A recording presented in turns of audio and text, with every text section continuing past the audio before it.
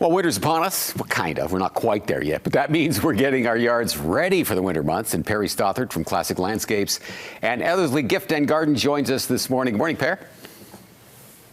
Good morning, Mike. How's it going? It's going fine, thank you. Thanks for asking. You know, in past years, maybe we wouldn't have had this segment, or if we did, we'd talk about different issues because there'd be snow on the ground. But we don't have to do that right now. So let's talk about sod. For those who are considering laying sod, maybe didn't get it done a month or so ago, is it too late or can you do it now? Yeah, you actually still can do it. And like you said, the weather has been great. I mean, the fact that we don't have any snow on the ground, we're getting some freezing temperatures overnight, of course. But during the day, it's definitely a great workable temperature, and you can definitely lay sod. We still have sod available. One of the issues you can run into a little bit in the morning, especially if you leave it out overnight, is that it might freeze and get a little bit crunchy, become difficult to unroll if you're going to look at doing it. So you might want to maybe bring it into the garage. I know here at the garden center, we'll bring it inside overnight so it's warm in the morning, nice and supple and easy to use, and so you can definitely still get those last few projects done this year. So this time of the year, are the rules regarding watering the sod the same as they would be in other parts of the year? So you just water the heck out of them? Yeah, it's a little different. I mean, obviously when it was 35 degrees in the middle of the summer, water was a lot bigger issue. And you do want to water it in still. You know, obviously if you're doing it in the middle part of the day when the temperatures are still above zero, that's good. One of the things that can happen is the sod will dehydrate a little bit and it'll actually shrink as it loses some moisture. And so you'll get some seams in between. It doesn't look as well, and you have to sort of top dress and overseed it later. So you don't have to do that. So water it a bit. You don't have to go crazy with it. You don't have to water it so that it's swimming like we do in the summer, but a little bit of water is going to be important. And again, you want to just be careful and mindful. You don't want the water running away and, you know, freezing on your sidewalks and things like that. Well, over the next little while, we're noticing that many of the birds do migrate, but there are plenty that decide to stay here for the winter. That's their choice. But we do our best to keep the nutrition flowing and keep them fed. And there are a couple of ways of doing so. Number one, of course, would be feed. We'll get to that in a moment or two. Number two would be the help of our perennials. Should we be cutting those back or leaving them up for them?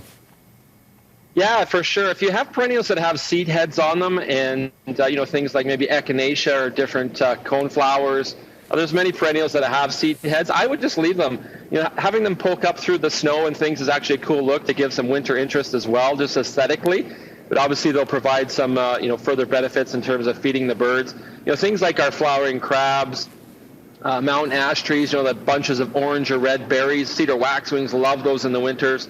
You know, crab apples, small crab apples or berries will just desiccate. And again, they still provide food for the winter birds as well, which is so very important. You know, and, you know, it's something you can definitely take advantage of in terms of our yards. Again, if you want to clean things up, that's fine. But I'm telling you, it's a little easier not to, you know, to have to do that extra work. Leave them for the birds and they'll enjoy it for the winter. Okay, speaking of the birds, how about those of us who decide to feed those birds with seed? What's the best seed to get, Perry? Yeah, black oil sunflower seed is one of the best. A wide range of birds will like it. I mean, you know, things like unsalted, you know, non-roasted peanuts are great. Out of the shell is a little better. Niger seed's also really popular. You know, suet's really important. Fats that you see in nuts as well, and suet's kind of the hard fat. Make sure you don't use like you know, kitchen cooking grease or things like that. Sometimes people think that's okay. You don't want soft fats. They'll actually get caught up in the feathers and they can harm the birds otherwise. But a commercially available suet is something that's really good to give energy to the birds as we get into the colder months. Something we'll just ask you quickly here because we may not get a chance to do it before it snows. The use of salt on your driveway and sidewalk and how that affects what's next to it, whether it be your grass or plants, that type of thing. Yeah, a lot of times you can find ice melts that are a little bit more plant safe. But the bottom line is you're better off shoveling quickly.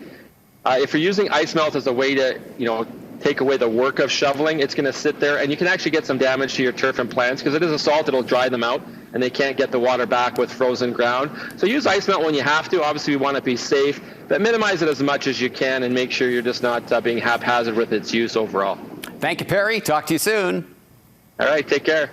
For more great ideas on how to make your yard the showpiece of the neighborhood, you can check out Ellerslie Gift and Garden. They're located on the corner of Ellerslie Road and Calgary Trail. For more information, 780-988-9888. You can visit them online. There's a couple of websites there along with their Twitter handle.